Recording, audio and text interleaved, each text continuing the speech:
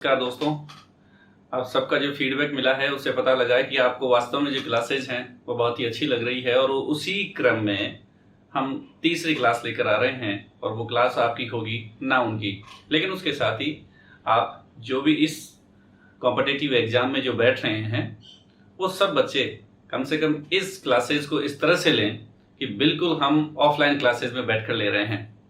कभी भी एलडीसी का जो विज्ञापन है, एडवर्टाइजमेंट है, वो कभी भी आपके सामने आ सकता है। तो उससे पहले एक बार कंप्लीट बेसिक आप सब लोगों की तैयारी हो जाए, उसके बाद हम टू द पॉइंट एक एक बिंदु को जो सिलेबस के अकॉर्डिंग है उसे हम हर एक एक क्लास को लेकर आएंगे। उसके लिए आप पूरी तरह से कमर कस लीजिए मेरे साथ साथ। और अगर आपको ऐसा लग रहा है कि क्लास बहुत अच्छी शानदार हो रही है तो लाइक और सब्सक्राइब जरूर कर दीजिए, शेयर जरूर कर दीजिए। आइए शुरू करते हैं आज की क्लास नाउन। आप सबको पता है, ये हमने पहले भी पढ़ ली है। नाउन का मतलब क्या है? नाउन का मतलब है पर्सन, प्लेस और थिंग। ये आपने पहले पढ़ी है, बहुत अच्छे से पढ़ी है और ये क्लास हमने पूरी भी की है। उसमें हमने एक बेसिक सा आइडिया हमने उस समय ले लिया था कि 8 पार्ट्स ऑफ स्पीच जो होते हैं उनको 1 बाय 1 हमने डिस्कस किया था। लेकिन डिटेल जो हमें करना है वो अब हम स्टार्ट करने जा रहे हैं और उसमें सबसे पहले आता है नंबर नाउन का। देखिए नाउन है तो हमने उस दिन बात कर ली थी कि नाउन का मतलब पर्सन होगा, नाउन का मतलब प्लेस होगा, नाउन का मतलब थिंग होगा। और उसके साथ हमने ये भी बात कर ली थी कि थिंग का मतलब यहाँ दो चीजें होगी, तमाम वो सारी चीजें जिन्हें हम देख सकते हैं, छू सकते हैं। रिपीट और रिकॉल कर लीजिए आप मेरे साथ। जिन्हें हम देख सकते हैं, छू सकते हैं, टेस्ट कर सकते हैं, स्मेल कर सकते हैं, स्वाद चख सकते हैं। और दूसरी चीज ये थी जिन्हें हम थिंक कर सकते हैं, जिन्हें हम सोच सकते हैं। अब इसके बाद हम बढ़ते हैं कि नाउन तो है, नाउन के प्रकार कौन कौन से हैं। तो आज हम बात करेंगे नाउन के टाइप्स पे। नाउन के जो प्रकार हैं वो कौन कौन से होंगे। देखिए सबसे पहले आता है प्रॉपर नाउन। उसके बाद आपका आएगा कॉमन नाउन।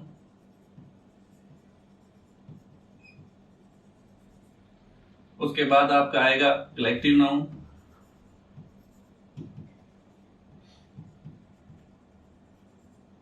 उसके बाद आपका आएगा मटीरियल नाउन।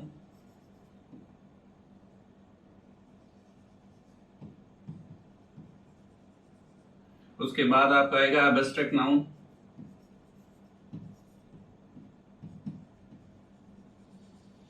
ये हमारे सामने है।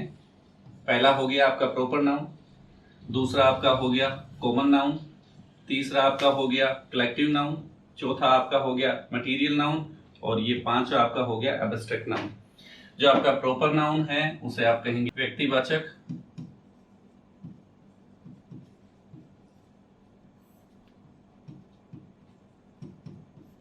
इसके बाद आपका कॉमन है जातिवाचक। इसके बाद आपका है कलेक्टिव समूहवाचक होगा, जो समूह का बोध कराएगा। मटेरियल नाउन होगा द्रव्यवाचक, जो पदार्थ का बोध कराएगा, जिसे आप पदार्थवाचक भी कह सकते हैं। इसके साथ है एब्स्ट्रैक्ट नाउन भाववाचक संज्ञा।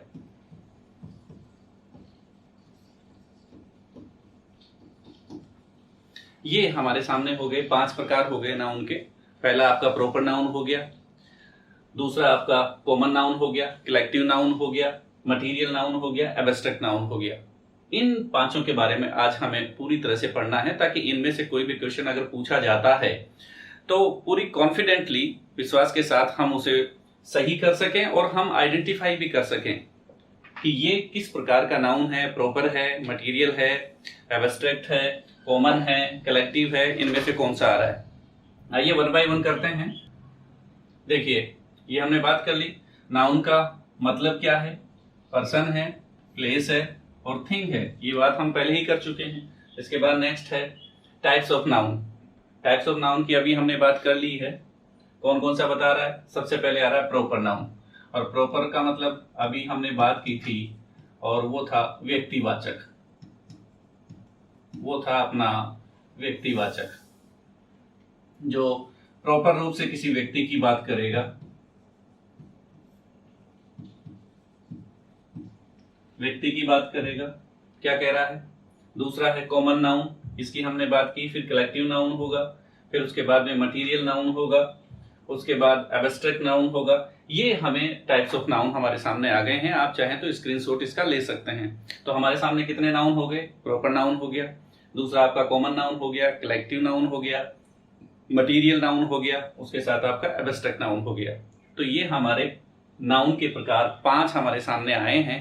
आप इसका स्क्रीनशॉट ले लीजिए और अपनी कॉपी में उतार लीजिए। नेक्स्ट चलते हैं। फिर उसके बाद आ रहा है प्रॉपर नाउन। अब 1 बाय 1 करके हम एक एक पे बात करते हैं। पहला उसमें लेते हैं हम प्रॉपर नाउन। क्या कह रहा है प्रॉपर नाउन। प्रॉपर नाउन से मतलब है वस्तु, व्यक्ति, स्थान के नाम से है। पहली चीज क्या कह रहा है, वो ये कह रहा है कि प्रॉपर नाउन वो होगा या तो वस्तु, व्यक्ति, स्थान, ये सब हैं, लेकिन इनका नाम होना चाहिए। कैसे होगा, मान लीजिए कोई कह रहा है सीता, नाम हो गया। जैसे आ गया जयपुर, नाम हो गया, स्थान का नाम हो गया, ठीक है। दूसरा कह सकता है, किसी का भी इसमें नाम आ सकता है। तो हमें क्या करना है, हमें करना है या तो वस्तु का नाम होगा, या व्यक्ति का नाम होगा, या स्थान का नाम होगा। ये हमें ध्यान देना है। अभी हम इसमें एग्जाम्पल देख लेते हैं और क्लियर हो जाएगा। ये क्या कह रहा है, देखो ये कह रहा है proper noun started with capital letters. और क्लियर हो गया। क्या क्लियर हुआ है कि हमारा प्रॉपर नाउन हम पहचानेंगे कैसे। बड़ा सीधा सा तरीका है कि अगर कोई भी नाउन कैपिटल अक्षर से शुरू होता है, कैपिटल अक्षर से स्टार्ट होता है, तो वो हमारा प्रॉपर नाउन हो जाएगा। और कैपिटल अक्षर का मतलब क्या हुआ बेटा, ए बी सी डी, अर्थात बड़ी ABCD। कैपिटल लेटर्स का मतलब जो बड़ी ABCD है, अगर उससे कोई भी नाम शुरू हो रहा है तो इट मीन्स वो क्या हो गया, वो हो गया हमारा प्रॉपर नाउन हो गया। नेक्स्ट देखते हैं। देखिए राम, जयपुर, सीता, किससे स्टार्ट हो रहा है, जे बड़ा है, कैपिटल अक्षर है, राम कैपिटल अक्षर है, एस सीता में कैपिटल अक्षर है। तो ये जो आपका प्रॉपर नाउन है वो हमेशा कैपिटल लेटर से, बड़ी ABCD से शुरू होगा। ये इसकी पहचान हो गई। और उसके साथ साथ इसकी एक खास बात और है, अगर वो प्रॉपर है ना तो वो दुनिया में भी अपना जैसा प्रॉपर ही है, उसका जैसा दूसरा नहीं है। ये भी हमें ध्यान देना है। क्या कह रहा है, प्रॉपर है, दुनिया में अपना जैसा एक ही होगा, इसका जैसा दूसरा है ही नहीं। और अगर इसका जैसा दूसरा हो गया ना तो फिर वो कॉमन हो गया। मान लीजिए हम एग्जाम्पल ले लेते हैं, जैसे हमने ले लिया राम। अब राम जैसा राम अकेला ही है, अगर दूसरा होगा तो हाइट नहीं होगी, हाइट है तो वेट नहीं होगा, नाक नक्स ऐसे नहीं होंगे, तो बहुत सारी चीजें हैं। अगर वो सिंगल है, अकेला है तो प्रॉपर होगा, एक से ज्यादा हो गया तो कॉमन हो जाएगा। सीधा सा याद करने का मतलब बर्डन नहीं लेना है हमें, बस इतना सा याद रखना है, जो अकेला है इस दुनिया में, जो सिंगल है वो प्रॉपर होगा। एक से ज्यादा होते ही, अगर मैंने कहा जैसे राम, अब राम क्या है, लड़का है ना, लड़का मतलब दुनिया के सारे लड़के, तो वो कॉमन हो गया। एक से ज्यादा होते ही कॉमन हो गया, और जब कॉमन हो गया तो वो फिर अपना कॉमन नाउन हो जाएगा। तो ये बढ़िया सा तरीका यही है, कैपिटल अक्षर से शुरू होना चाहिए, पहली चीज। दूसरा वो ये कह रहा है कि वो जो प्रॉपर है वो पूरी तरह से अपने आप में अकेला होगा, यूनिक होगा, वो प्रॉपर कहलाएगा। देखिए आगे अपवाद। अब अपवाद क्या है, एक्सेप्शन क्या है इसका, इसे भी देख लेते हैं। अपवाद है, इसका भी कुछ अपवाद हो सकते हैं। क्या अपवाद है, देखें इसे। अपवाद क्या कह रहा है, अपवाद ये कह रहा है कि आपका proper noun becomes common noun. कभी कभी आपका प्रॉपर नाउन, कभी कभी आपका प्रॉपर नाउन कॉमन नाउन बन जाता है। कैसे बन जाता है भैया, जैसे मैंने यहां कहा, हम यूं कह सकते हैं Kalidas is the Shakespeare of India, ये मैंने कहा। अब देखिए समझने की बात क्या है, शेक्सपियर है ना, शेक्सपियर दुनिया में अपना जैसा एक ही हुआ है, दूसरा शेक्सपियर हुआ ही नहीं। तो ये प्रॉपर था। अब हमने क्या किया है, हमने ये कहा है कि कालिदास भारत का शेक्सपियर कहा जाता है। अब हमने कालिदास को भारत का शेक्सपियर क्यों कहा? दुनिया का महानतम नाटककार काल शेक्सपियर हुआ है, भारत का महानतम नाटककार कौन हुआ है? कालिदास हुआ है। तो हमने क्या किया है, इसकी तुलना शेक्सपियर से करी है। और जब शेक्सपियर से तुलना करी है तो फिर बच्चों हो क्या गया है माय डियर, यहां हो गया है कि अब शेक्सपियर दो हो गए हैं। और मैंने अभी शुरू में क्या कहा था, कोई भी नाउन अगर एक से ज्यादा हो गया तो वो सीधा ही क्या हो गया, कॉमन हो गया। तो अब यहाँ ये जो प्रॉपर जो नाउन है वो किस में चला गया, वो कॉमन में हो गया है, वो कॉमन नाउन बन गया है। इसके साथ हम यूं भी कह सकते हैं, जैसे Mohan is the Virat Kohli of my village.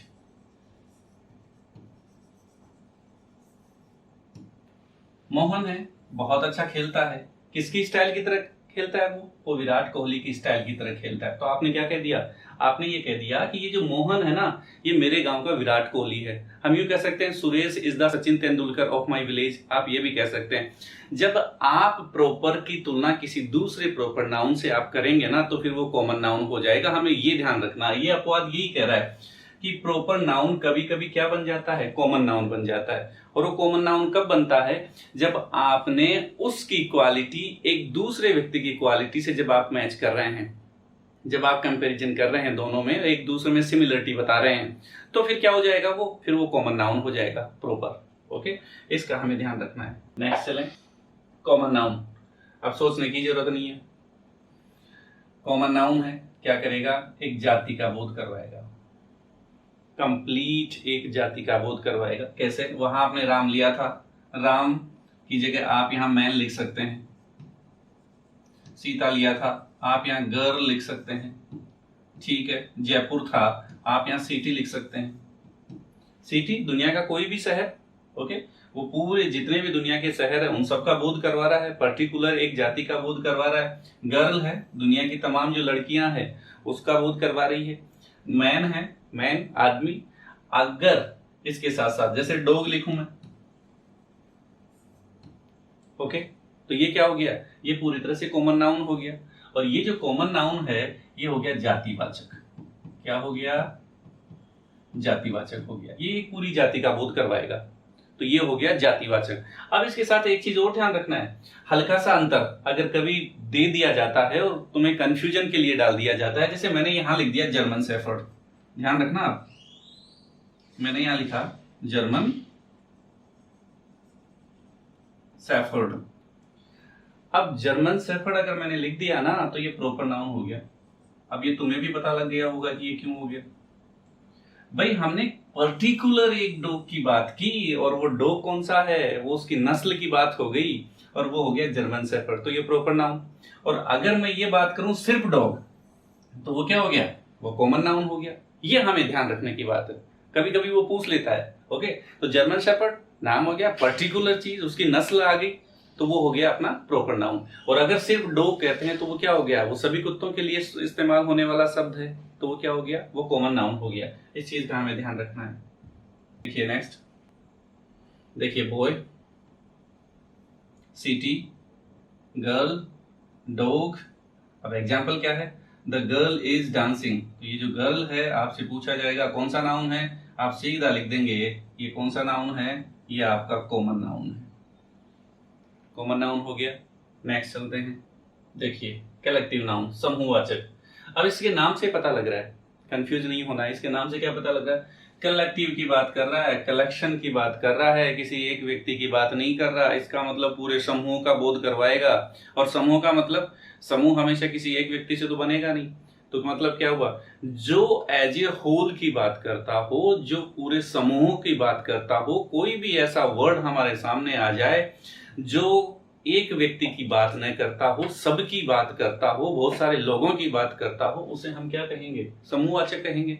कैसे कहेंगे, देखिए, जो संज्ञा समूह का बोध करवाए, किसका बोध करवाए, जो संज्ञा समूह का बोध करवाए। ओके, देखिए कौन कौन सा है, कलेक्टिव नाउन का प्रयोग, हाँ ये जरूरी है। अब लगता है ऐसे हमें कैसा, जब आदमी बहुत सारे होंगे तो फिर प्लूरल हो गया ना वो, तो क्लियर है कलेक्टिव नाउन का प्रयोग हमेशा एक वचन में होता है, ये ध्यान रखने की बात है। सिंगुलर होगा वो, दिखने में भले ही आपको ऐसा लगे कि जैसे बहुत सारे लोगों की बात है, समूह की बात हो रही है, तो इसके साथ वर्ब भी हम बहुवचन की यूज कर लें, गलत हो जाएगा।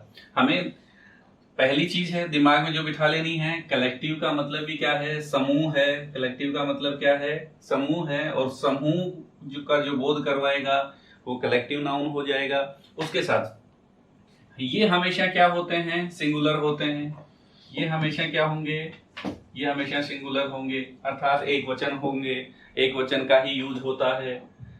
देखिए कैसे, आइए, फैमिली है, परिवार, बताइए एक आदमी से बनता है क्या परिवार, है बनता है क्या एक आदमी से परिवार? नहीं, मम्मी है, पापा है, चाचा है, ताऊ है, भाई है, बहन है, पूरा ब्लड रिलेशन है, तब जाके एक परिवार बनता है। तो परिवार क्या है, परिवार है सारे लोगों से मिलकर जब बनता है, तो ग्रुप ऑफ पीपल्स का जब बनता है तो उसे हम फैमिली कहेंगे। तो हो गया ना ये वर्ड, ये वर्ड कैसा हो गया, जो किसकी बात कर रहा है, जो समूह की बात कर रहा है। दूसरा देखिए, क्रू, नाविकों का जो दल होता है उसे हम क्या बोलते हैं, क्रू बोलते हैं। नेशन, राष्ट्र, राष्ट्र उस देश में रहने वाले सभी लोगों से मिलकर बनता है। ये किसका बोध करा रहा है, समूह का बोध। मोब, मोब का मतलब होता है भीड़, मोब यानी क्या होता है, भीड़ होती है, और भीड़ कभी भी एक आदमी से नहीं बनती, ये आपको भी पता है। भीड़ होती है जिसमें बहुत सारे लोग होते हैं। तो ये जो सारे जो वर्ड आपके सामने दिख रहे हैं, जब भी आपके सामने आए तो दिमाग में तुरंत क्लिक हो जाना चाहिए कि ये वर्ड कलेक्टिव नाउन है। दूसरा देखिए, क्लास, सारे बच्चों से मिलकर बनती है, तब जाके क्लास होती है। एन आर्मी, एन आर्मी क्या कह रहा है, वो कह रहा है कि आर्मी, आर्मी की एक सोल्जर से तो बनेगी नहीं ना, आर्मी बनेगी कब से, बहुत सारे नंबर ऑफ सोल्जर्स से, बहुत सारे सैनिकों से मिलकर फिर आर्मी बनती है। कमेटी, कमेटी एक आदमी से नहीं बनती, ओके, कमेटी बहुत सारे लोगों से मिलकर बनती है। जब भी कोई भी इश्यू होता है उस पर फिर एक कमेटी बैठती है और वो कमेटी मिलकर फिर कोई डिसीजन लेती है, ओके। क्राउड, क्राउड, क्राउड का मतलब यही है, सेम, भीड़ होती है। फिर उसके बाद पार्लियामेंट, पार्लियामेंट संसद, पार्लियामेंट है नहीं संसद।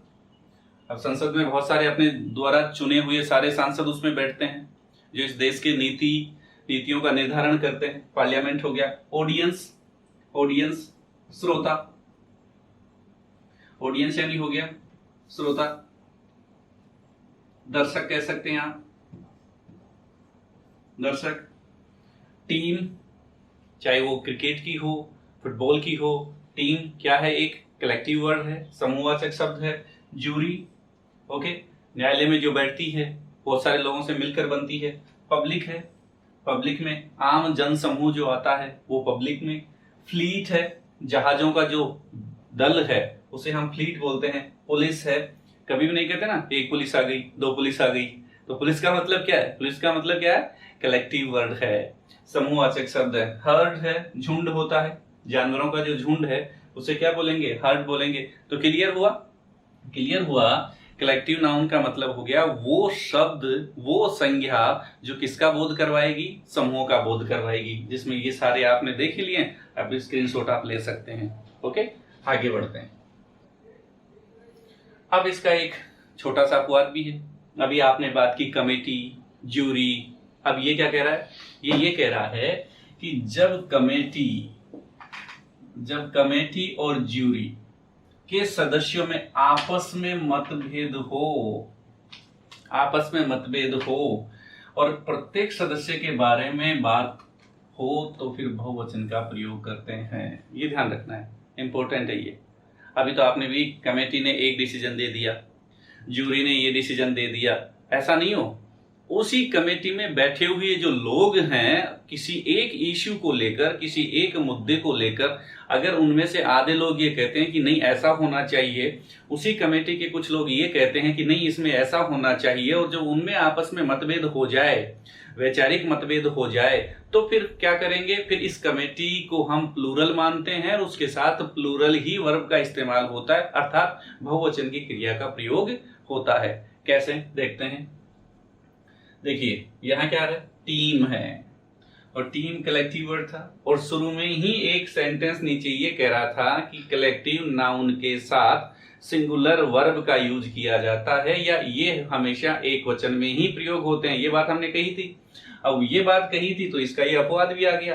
अपवाद क्या कह रहा है, देखो टीम आर। आप इस पूरे सेंटेंस में आपको कुछ नहीं देखना है ज्यादा, आपको सिर्फ इतना सा देखना है, यहां एक शब्द आया है और वो शब्द ये कह रहा है डिवाइडेड। तो ये शब्द अगर डिवाइडेड है तो डिवाइडेड का मतलब तो क्या होता है, बंटना होता है ना, बंटना या बांटना। डिवाइडेड का मतलब ये है। और जब डिवाइडेड का मतलब ये है तो क्या बट गई, वो जो टीम थी ना, वो टीम अब डिवाइडेड हो गई है। और किस पे हो गई है, एक इशू पे हो गई है, एक मुद्दे पे हो गई है। और इशू क्या था, इशू ये था कि ओपनर बैट्समैन किसे उतारा जाए, इस बात को लेकर वो जो पूरी टीम थी उस टीम में क्या हो गए, मतभेद हो गए, वो आपस में बट जाते हैं। तो देखिए टीम क्या है, कलेक्टिव नाउन है, लेकिन टीम के साथ हमने किसका इस्तेमाल किया, हमने किया आर का। और आर क्या है, आर है बहुवचन। आर क्या है, बहुवचन है। क्यों है बहुवचन, क्योंकि इसका सिंगुलर, इसका एक वचन तो क्या होता है, इज होता है ना। इसका एक वचन क्या होता है, इज होता है। तो हमने यहां किसका प्रयोग किया, आर का प्रयोग किया। आर का प्रयोग क्यों किया, इसलिए किया आर का प्रयोग कि टीम अब क्या हो गई है, डिवाइडेड हो गई है। तो ये यही कहना चाह रहा है, रटे नहीं, क्लियर सा दिमाग में बिठा ले। जूरी अगर आता है कि जूरी ने डिसीजन दिया, ये जाएगा, एक वचन होगा। लेकिन अगर जूरी और कमेटी के मेंबर आपस में बट जाते हैं किसी भी इश्यू को लेकर, तो हम क्या कर देंगे, फिर हम उसे प्लूरल मानेंगे, उसे बहुवचन मानेंगे। ये हमें ध्यान रखना है। मटीरियल नाउन, नेक्स्ट क्या कह रहा है आपका, मटीरियल नाउन। और देखिए मटीरियल, मटीरियल इस शब्द को आपने कई बार सुना होगा, खूब सुना होगा। काम चल रहा है, मटेरियल लेने जा रहे हैं, नाम से पता लग रहा है। ओके, और मटीरियल नाउन का मतलब क्या हो गया, मटीरियल का मतलब पदार्थ का बोध हो। किसका, बस इतना सा ध्यान रखना है, इसमें ज्यादा बोझ नहीं डालना है दिमाग में। जो काम की चीज है, जो पिक पॉइंट है, उसे उठा के सीधा अपने दिमाग में रख लेना है और वो एक तरह से आपके लिए कीवर्ड होना चाहिए।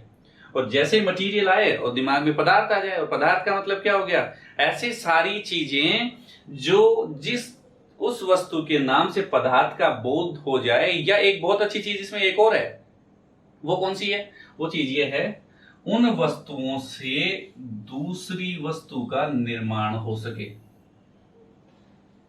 ये लो, क्लियर हो गया। क्या कह रहा है मटीरियल नाउन, मटीरियल नाउन ये कह रहा है, ये जो पदार्थवाचक संज्ञा है, इसे आप कह सकते हैं पदार्थवाचक जो आपकी संज्ञा है, ये पदार्थवाचक संज्ञा है आपकी। और ये पदार्थवाचक संज्ञा क्या कह रही है, ये कह रही है कि जिससे पदार्थ का बोध हो या जिससे दूसरी वस्तु का निर्माण हो सके। अरे जैसे आपने यहाँ मिल्क लिख दिया, मान लीजिए आपने क्या लिखा, मिल्क। मिल्क यानी दूध। इसी दूध से दूसरी वस्तु क्या बनेगी, मक्खन बन जाएगी। इसी से क्या बनेगी, छाछ बन जाती है। इसी से क्या है, घी निकलता है। इसी से पनीर बन जाता है। तो क्या हो गया ना। यहां आप ये भी ले सकते हैं, वुड, लकड़ी है, कहने की जरूरत नहीं है। कितनी सारी चीजें हमारे घर में ही हैं जो हमारे सामने हैं। तो जैसे खिड़की है, बेड है, चेयर है, टेबल है, ये सारी इसी से तो बन रही है, वुड यानी लकड़ी। ठीक है, तो कहने का मतलब इतना हुआ कि मटीरियल नाउन है, और मटीरियल नाउन का मतलब क्या हो गया, पदार्थवाचक संज्ञा। हर वो पदार्थ जिससे दूसरी वस्तु का निर्माण हो सके, या कोई भी ऐसी संज्ञा जिससे पदार्थ का बोध होता है, उसे हम क्या कहेंगे, मटीरियल नाउन कहेंगे। ओके, नेक्स्ट देखिए क्या कह रहा है, सिल्वर,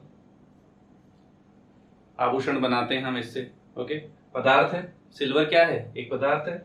आयरन, लोहा, लोहा क्या है, पदार्थ है। सिल्वर यानी हो गई चांदी, क्या हो गई, आयरन, आयरन यानी हो गया लोहा। ओके, मिल्क आपको पता है, वुड यानी होती है लकड़ी। ओके, तो कहने का मतलब ये हुआ, मटीरियल नाउन ये कह रहा है जिस संज्ञा से पदार्थ का बोध हो, किसका बोध हो, पदार्थ का बोध हो, और दूसरी वस्तुओं का निर्माण हो सके, निर्माण हो सके, जिससे बनाई जा सके। बस इतना सा दिमाग में रखना है। देखिए क्या कह रहा है, ही परचेज मिल्क, ध्यान देना इस पे, ही परचेज मिल्क, क्या खरीदा उसने, दूध खरीदा। तो आपसे ये पूछेगा वो कि मिल्क कौन सा नाउन है, बताइए कौन सा नाउन है ये हो गया मटीरियल नाउन। क्या हो गया, ये आपका material noun. He has 10 gram gold, वो आपको पूछ लेगा गोल्ड क्या है, क्या है गोल्ड, गोल्ड है मटीरियल नाउन, ये मटीरियल नाउन हो गया आपका। क्लियर हो गया। तो वो संज्ञा जिससे पदार्थ का बोध होगा क्या कहलाएगा, मटीरियल नाउन कहलाएगा। नेक्स्ट देखिए क्या कह रहा है आपको, ये मटीरियल नाउन काउंटेबल नहीं होते, क्या नहीं होते, काउंटेबल नहीं होते। ठीक है, ये एक नई चीज आई है अब अपने सामने, करेंगे हम इसे भी, मटीरियल नाउन काउंटेबल नहीं होते। अब ऐसे कंफ्यूज होने की जरूरत नहीं है आपको, बड़ा सिंपल सा वर्ड है, हमें तो इतना देख लेना है कि एक शब्द आया है हमारे सामने और वो है काउंट, ये शब्द है, और काउंट का मतलब होता है गिनना। काउंट का मतलब क्या होता है, गिनना। तो इसने क्या कर दिया है, इसने कर दिया काउंटेबल,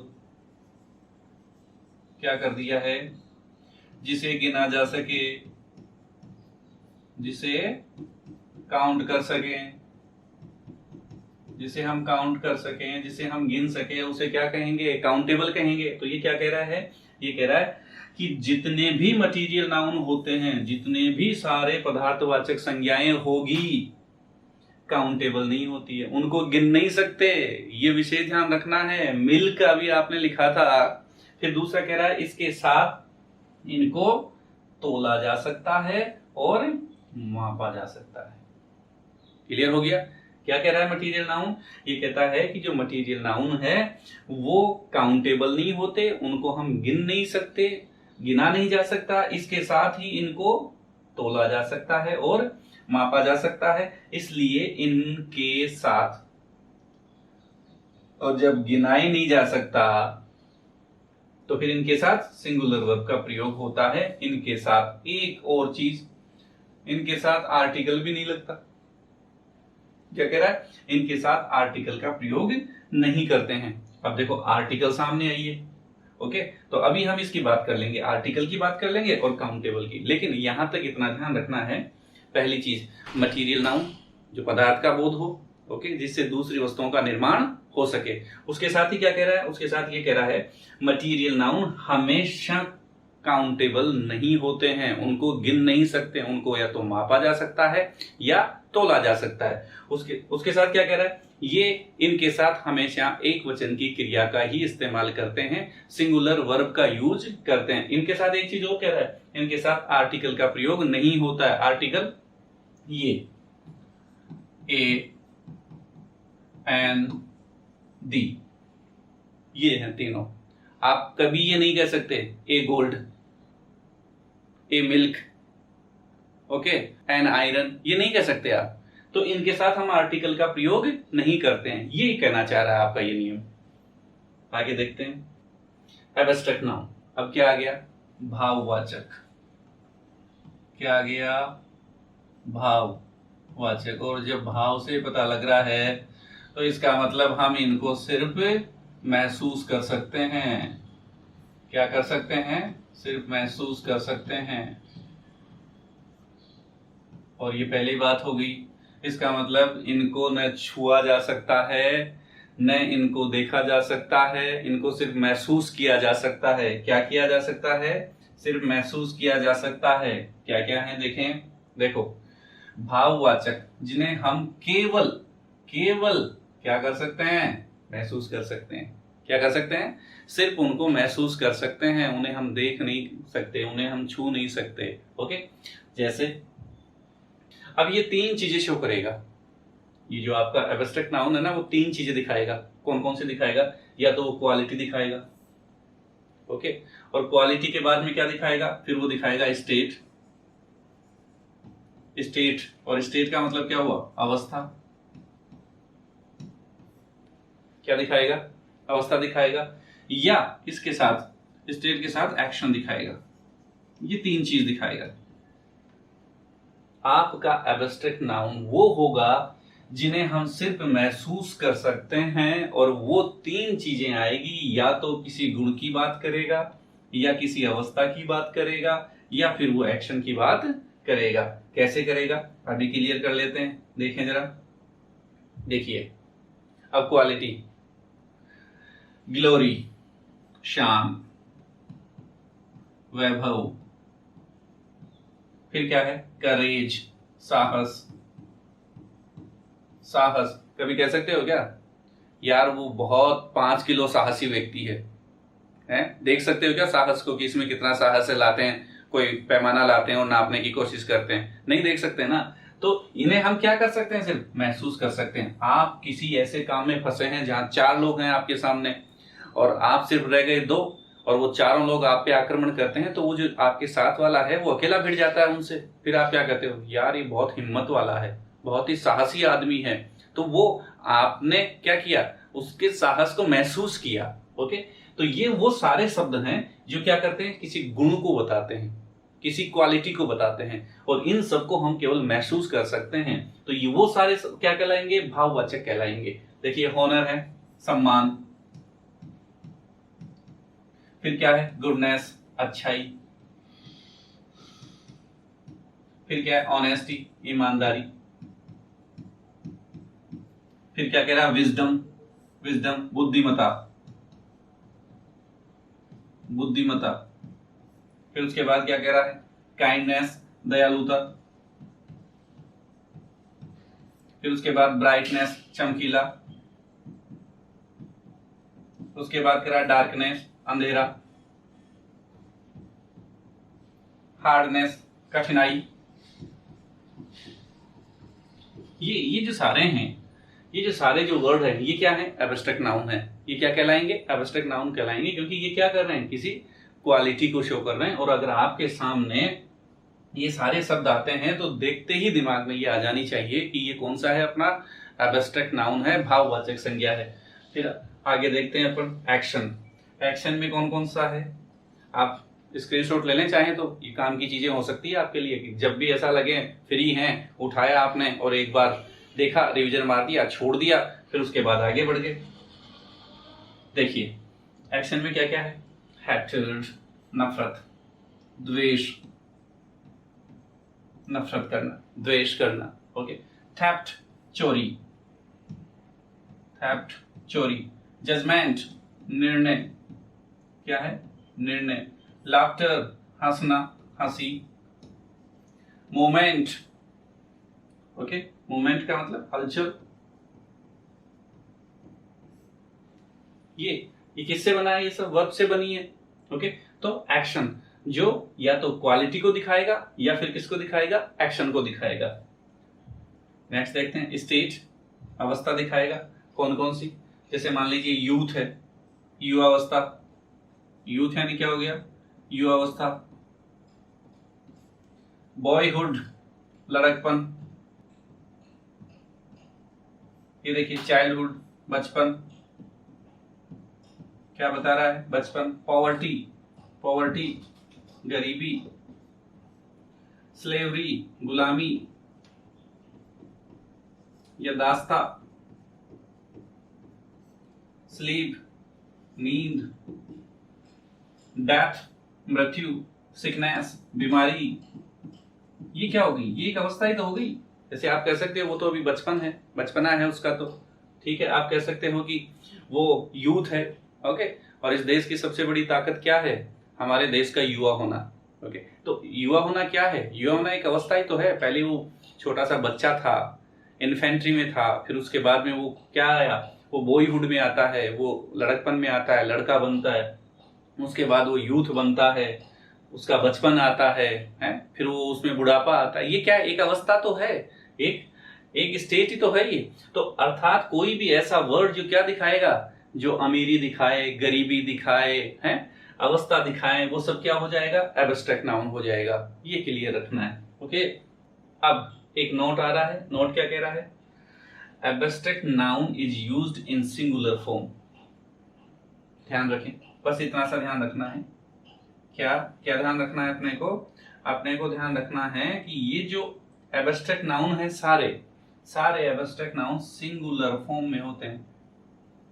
किस में होते हैं, सिंगुलर, एक वचन। अगर ये सब आते हैं, youth, boyhood, childhood, poverty, slavery, death, sickness, ये सारे वर्ड आते हैं तो ये सिंगुलर फॉर्म में आते हैं। और अगर ये सिंगुलर फॉर्म में आएंगे तो मतलब क्या हुआ, तो वर्ब भी हम इनके साथ एक वचन की ही इस्तेमाल करेंगे, वर्ब भी हम सिंगुलर ही यूज करेंगे। इसका सीधा सीधा मतलब ये है। अब इसके साथ एक चीज और है कि जो कला है, कला का मतलब यहां आर्ट्स है, और विज्ञान, कला और जो विज्ञान है, विज्ञान का मतलब विज्ञान के सब्जेक्ट, साइंस के सब्जेक्ट, साइंस और आर्ट्स अगर कभी आपके लिए एज ए सब्जेक्ट का काम करती है, नाउन का काम करती है, तो वो भी क्या होगी, वो भी एब्स्ट्रैक्ट नाउन की तरह ही होते हैं, अर्थात उनके साथ भी हमें सिंगुलर वर्ब का ही यूज करना है। कैसे, देखिए हम यहां देखते हैं, फिजिक्स, म्यूजिक और ग्रामर। फिजिक्स क्या है, विज्ञान है। म्यूजिक क्या है, म्यूजिक क्या है बताइए, म्यूजिक एक आर्ट है, कला है। ग्रामर क्या है, ग्रामर सब्जेक्ट है। तो कहने का मतलब यह हुआ कि जो भी एब्स्ट्रैक्ट नाउन होगा वो सिंगुलर फॉर्म में होगा, पहली बात, और अगर सिंगुलर फॉर्म में होगा तो उनके साथ वर्ब की भी सिंगुलर फॉर्म ही आएगी। इसके साथ वो ये कह रहा है कि कला और विज्ञान भी एब्स्ट्रैक्ट नाउन ही होता है, अर्थात अगर अपने को ऐसा लगता है कि हमारे सामने कोई सब्जेक्ट आ रहा है, जैसे फिजिक्स आ गया, मैथ्स आ गया, केमिस्ट्री आ गया, म्यूजिक आ गया, ग्रामर आ गया, तो ये सब भी क्या होगा, सिंगुलर कहलाएगा, अर्थात एब्स्ट्रैक्ट नाउन ही कहलाएगा। ओके, ये अपने नाउन के टाइप हो गए। कितने टाइप हो गए आपके सामने नाउन के? सबसे पहले आपने किया प्रॉपर नाउन हो गया, प्रॉपर नाउन के बाद में आपने दूसरा कॉमन नाउन हो गया। बड़ा सीधा सीधा सा है, हल्का सा रिकॉल करके छोड़ दीजिए उनको। प्रॉपर नाउन का मतलब जो दुनिया में अपना जैसा एक होगा, प्रॉपर होगा, ओके, और किसी वस्तु, व्यक्ति, स्थान का नाम होगा, उसके साथ ही वह कैपिटल अक्षर से शुरू होगा, कैपिटल लेटर से शुरू होगा, पहली चीज। दूसरा क्या था, कॉमन नाउन हो गया। कॉमन नाउन का मतलब क्या हुआ, अर्थात जो प्रॉपर से ज्यादा हो गया वो कॉमन कहलाएगा, जो किसी एक जाति का बोध करवाएगा वो कॉमन नाउन हो गया। उसके बाद क्या हुआ, कलेक्टिव नाउन हो गया। कलेक्टिव नाउन का मतलब क्या होता है, नाम से ही पता लग रहा है, जो समूहवाचक होगा उसे हम क्या कहेंगे, कलेक्टिव नाउन कहेंगे। इसके बाद मटीरियल नाउन आया। मटीरियल नाउन का मतलब जो पदार्थवाचक हो, किसी पदार्थ की बात करता हो, अर्थात उससे किसी दूसरी चीजों का निर्माण किया जा सकता है, वो क्या हो जाएगा, पदार्थवाचक हो जाएगा। उसके बाद आया अपने सामने एब्स्ट्रैक्ट नाउन आया, भाववाचक संज्ञा, अर्थात वो चीजें जिन्हें हम सिर्फ महसूस कर सकते हैं, और वो तीन चीजों को दिखाता है, या तो वो गुण को दिखाएगा, या वो अवस्था को दिखाएगा, या फिर एक्शन को दिखाएगा। इन तीनों चीजों को जो दिखाता है उन्हें हम भाववाचक संज्ञा कहते हैं, अर्थात तमाम वो संज्ञाएं जिन्हें हम महसूस कर सकते हैं, देख नहीं सकते, छू नहीं सकते, स्मेल नहीं कर सकते, उनको हम क्या कहेंगे, उनको हम कहेंगे भाववाचक संज्ञा। तो यहाँ टाइप्स ऑफ नाउन अपना कंप्लीट होता है। अब इसमें कुछ अपवाद होते हैं, कुछ ऐसी चीजें हैं जो वास्तव में एग्जाम की दृष्टि से बहुत ही महत्वपूर्ण होती है। जैसे मान लीजिए कुछ नाउन ऐसे होते हैं जो दिखने में हमारे कैसे होते हैं, वो प्लूरल होते हैं, लेकिन वास्तव में वो होते हैं वो क्या, सिंगुलर, एक वचन होते हैं। उन सारी चीजों के लिए हम बात करेंगे पार्ट नंबर 2 में, जहां से बहुत सारे क्वेश्चन अक्सर एसएससी में, एलडीसी में, जूनियर अकाउंटेंट में यहाँ पूछे भी जाते हैं। और वहां वो जो सबसे ज्यादा एक्सेप्शन पूछते हैं, अपवाद जहां से पूछते हैं, जहां से सबसे ज्यादा क्वेश्चन पुटअप होते हैं, उनको हम पार्ट 2 में लेकर आ रहे हैं आपके साथ। आप जुड़े रहिए, और आपको ऐसा लगा कि नाउन बहुत अच्छे से तैयार हमारे हो गए हैं तो लाइक और सब्सक्राइब जरूर करिए। धन्यवाद।